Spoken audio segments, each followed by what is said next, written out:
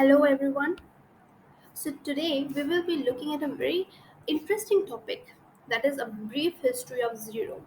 So, you might be thinking that does this topic need a debate or need a discussion? Yes, it does need. But you might have studied that it was India where zero was invented by Aryabhatta. But actually, this is just one side of the coin.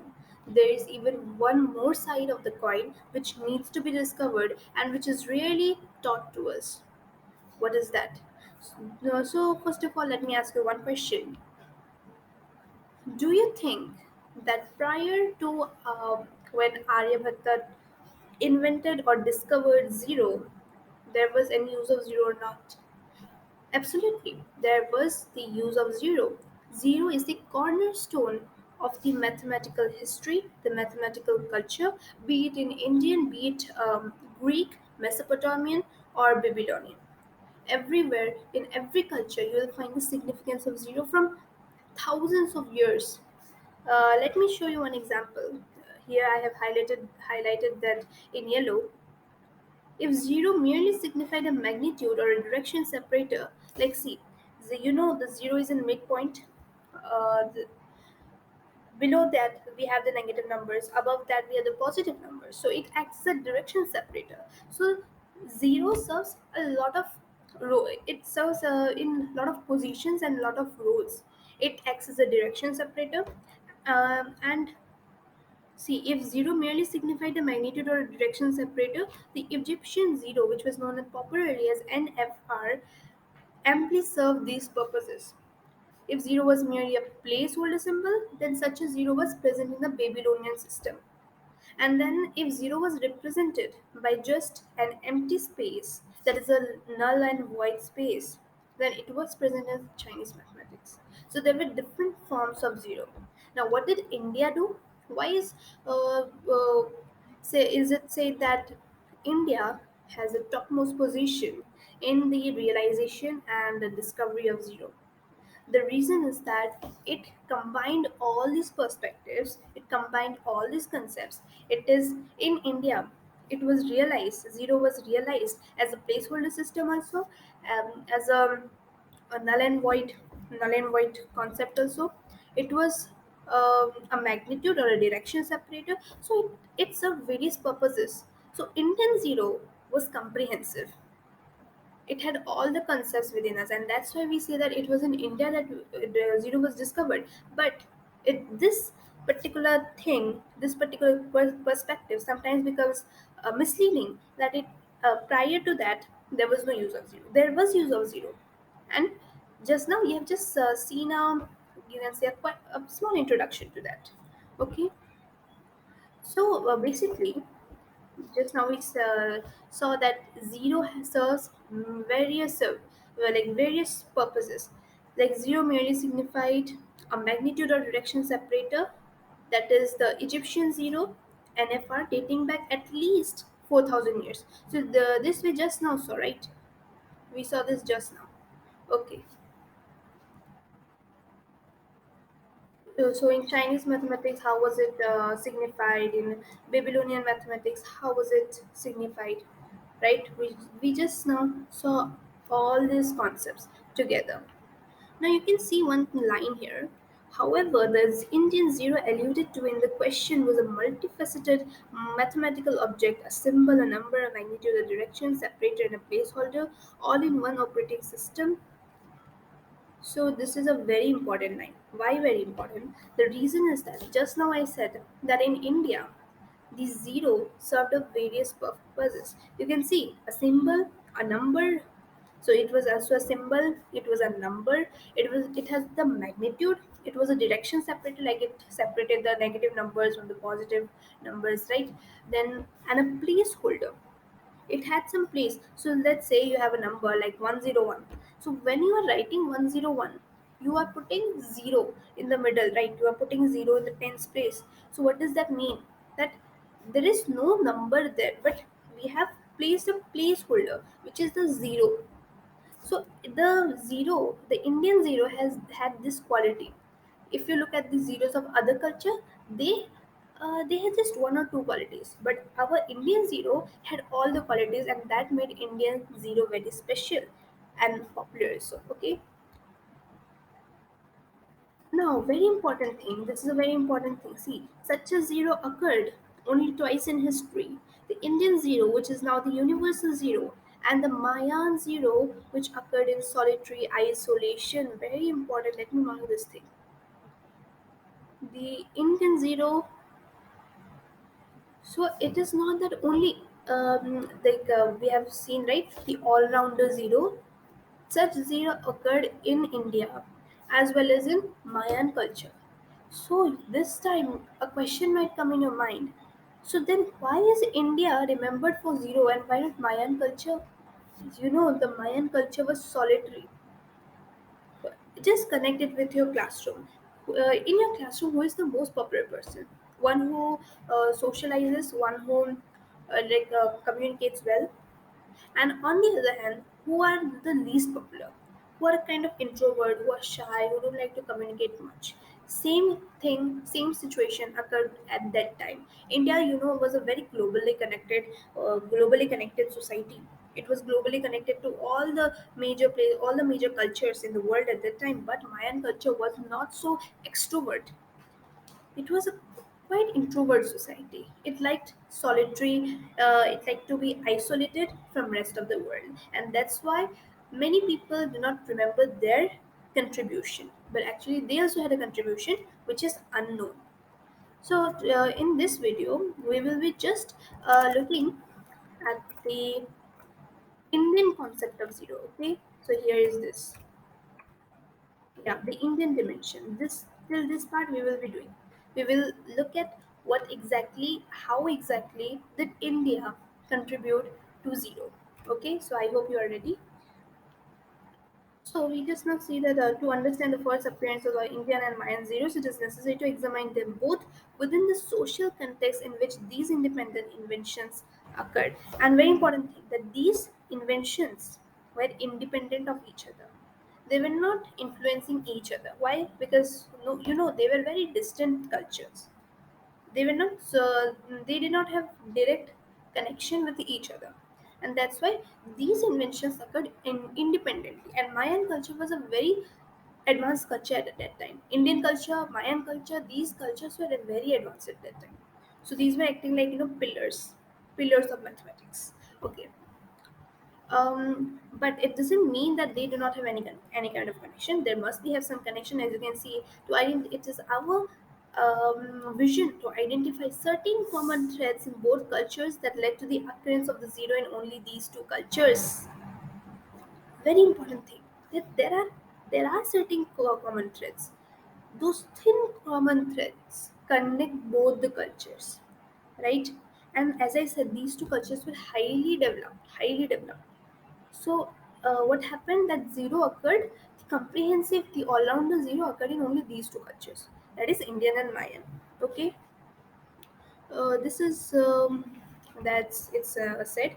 Now, one very important thing here, which comes, is why is the concept of zero needed? It has been beautifully explained in this particular research paper. Because of the popular difficulties with the zero, there has occurred over time a series of difficulties with the zero, right? And what we try to do whenever we see like 2 divided by 0, we get afraid. Oh my god, what will happen now? It is undefined. Because 0 comes with a lot of mysteries. Is 0 an odd number or an even number? Is it real number? Or is it an imaginary number? Or is it purely imaginary, purely real, or just imaginary? Those are some great questions which have been like disturbing the mathematicians from long time. And that's what is the most fascinating part of zero, and that's why without zero no mathematical culture can sustain itself. Okay, so zero is a pillar. And the very important thing which has been highlighted in this particular research paper is that, where is this? And these include the general absence of any discussion at the educational level of the topic of calculating with zero, a Shunya Ganit as it's specially called as. So you will also if you examine, if you look and analyze your education system, your college system, or your curriculum properly, then you will see that okay, we don't talk much about zero, we don't talk about infinity, we don't talk about those unexplored realms of mathematics. We are never told to explore those unexplored regions of mathematics. Why is it so? In fact, Shunya Ganit, which is calculating with zero, it also originated in India, but the sad part is that we Indians are not able to apply this Shunya Ganit on in our present curriculum. That's the most sad part of the story. As I said, there are some really very serious questions concerning zero. Like these are three basic questions, three fundamental questions. Leave this to college, like school student, even a college student will find to answer these questions. Or like find it difficult to answer this question. Is zero a positive or negative number? Is zero an odd or even number? What if we divide any number by zero? What will happen? These are some very deep questions, but we don't try to explore these, and that's why there should be a curriculum in our school that explores the unexplored region of mathematics, particularly zero and infinity. Okay, leaving all these things behind, let's come to our main motive, that is the history of zero from the Indian dimension. We will be talking about the Mayan dimension some other day. Very soon, I will be talking about that. But now, we will be talking about the Indian dimension, zero from the Indian perspective. So if you just look at the etymology of zero, it comes from the Arabic al-sifr. Can you relate this al-sifr, the cipher in al-sifr, with the present day cipher?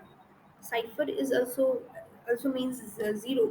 So somewhere they are related. Okay, cipher in turn is a transliteration of the Sanskrit word shunya. So ultimately, all these words are coming from Sanskrit, because Sanskrit is the mother of all languages, and all these words that you study today, all these English words also, they have somewhere or the other they are originated from Sanskrit. So Sifr has also originated from the Sanskrit word that is Shunya. And what does Shunya mean? Shunya mean void or empty. Okay. So can you relate this with our present day zero? Yes, we can, right? So let me just highlight the meaning because it may become important in the future in the video itself. Now, introduced into Europe during Italian Renaissance in the 12th century by Leonardo Fibonacci, very famous one. Do you know him? Who is Leonardo Fibonacci? He introduced the Fibonacci series. What is the Fibonacci series? Let me just tell in brief, like zero, then one. Okay, so one plus zero is what? One. Then one plus one is what? Two. And then 2 plus 1 is what? 3, and so on. Like the next term is the sum of the preceding two terms. Okay, so that's what Fibonacci series is, and this Fibonacci series brings with itself a lot of other you can say other mysteries. Like it also introduces the concept of golden ratio. So that's another beautiful aspect of mathematics. Okay, Leonardo Fibonacci is Sifra. So Sifra now turns into Sifra. I should say Shunya turns into Sifra. And from Sifra, we have the modern word called cipher. Okay, what cipher means? Cipher means zero. In French, there are different variations of this word cipher. Like, I don't know how is it pronounced. You may pronounce it according to your choice. The ancient Egyptians. So there is a very good example here, which I would like to show you. Like at the beginning of the session, at the beginning of the lecture, I asked you one question, that do you think that prior to Aryabhatta there was an use of zero? Definitely it was. But let me show you this time with an example. So let me highlight the example so that you can read it properly. Okay. So let me read it. A bookkeeper's record from this is just example. So nothing to explain from here. A bookkeeper's record from the 13th dynasty, about 1700 BC, as old as 1700 BC, shows a monthly balance sheet, which many people have misconception that monthly balance sheet, all these are modern things. No, they have existed from, say, time immemorial. I should not say time immemorial, from a definite time in the past, but it has been long. It has been a long time. So, balance sheet for items received and disbursed by the Royal Court during its travels, on subtracting total disbursements from total income, a zero remainder was left in several columns. Now, how was this zero um, like shown? This zero was shown with the help of a symbol called NFR. Okay, NFR also means beautiful in Egyptian language. So in Egyptian, it has been proved that prior to Aryabhatta also that zero was used, and it is as old as 1700 BC. I don't think that you will now have any kind of doubt on this, right? So the same NFR symbol was later on used to label a zero reference point for a system of integers used in construction guidelines and Egyptian tombs and pyramids. See, this zero has a huge contribution in the geometry also. And you know Egypt is famous for its tombs, it's famous for its pharaohs, famous for its pyramids. So definitely without zero you would not have seen the pyramids and all. So, a zero is a great contribution behind the erection of these tombs and pyramids. Okay, so I was just talking about zero in one of the cultures of Egyptian, but as I saw that this zero was not complete from all the terms. Which zero was complete? Indian zero was complete. There is one more example that Mesopotamian culture, which is an extraordinary culture. It's an extraordinary. It's highly talented. Highly. Um, it is also known as the cradle of civilization, right? And it was contemporary to the Egyptian culture. When Egyptian culture was rising, Mesopotamian culture was contemporary to that. We can say that. So, what example has been given regarding the Mesopotamian culture is that who had developed a full positional value numeration. So, we have seen that there were different functions, different services which were being posed by the zero, and one of those was the full positional value, right? In the numeration system, and this was being served by the zero in the Mesopotamian culture. Again, this zero was not complete from all the respects, right? So now we come to India. Now we let us come to India. We have seen we have seen how to justify that zero actually existed before Aryabhatta, and we have also seen how was zero treated. How did zero originate in the other culture? But I think there is one more very interesting thing here, which I should not miss at all at any cost. They what is it? They simply had no use for zero. In any case, they were not greatly interested in arithmetic, claiming that arithmetic should for it dealt with. Okay, fine. See, what did the people? What kind of opinion they had for zero? They thought that actually zero is of no use. They should be taught to only Democrats. I mean, only in politics. Why? Because it deals with equality. They were much more interested. I hope you have heard about Euclid. He was from the Greek civilization. So the Greek civilization, Babylonian civilization, they focused more on geometry rather than all this arithmetic. Okay, zero. They did not like these much. They liked geometry. So this was a major reason why the kind of zero that we see in India did not develop there in Mesopotamia or Egypt or Greece or Latin culture. Okay, so let us now move to our topic. In India, the zero as a concept probably predated zero as a number by hundreds of years. The Sanskrit level, let's look at the etymology once again. Sanskrit word for zero, as we said there also, is shunya. Now, what is the actual meaning of shunya? Shunya means void. Shunya means empty. You might know the meaning of void and empty. Now, from where has this word shunya come from? That's the most important, most interesting thing. That shunya also has its own origin. It has derived most probably from shuna. Shuna is the is a kind of modification of sui. Sui means grow. Okay, this is all the magic of Sanskrit from Shuna. The Shunya has originated from Shuna, which has in turn originated from Sui. Sui means to grow. So what does that mean? We are at one point we are saying that to grow, and at one point we are saying void or empty. What does it actually mean? What kind of correspondence can we do for the zero? What kind of meaning can we derive from it? From this shuna, shunya, and sweep? What does it actually mean? In one of the early Vedas, Rig Ved, I hope you all are familiar with Rig Ved, occurs another meaning. There's one more meaning, the sense of lack or deficiency. That is, we talk about void or empty, right? So similar thing, similar meaning, kind of similar meaning. The deficiency, it is the meaning of shunya. Shunya can be translated to this. Now, if you fuse these words that you have seen just now, you have just now like, read. If we fuse these meanings, and we find the actual meaning of shunya, then will our problem be solved? The etymology of shunya? Yes. So it means shunya means a absence or emptiness with the potential for growth.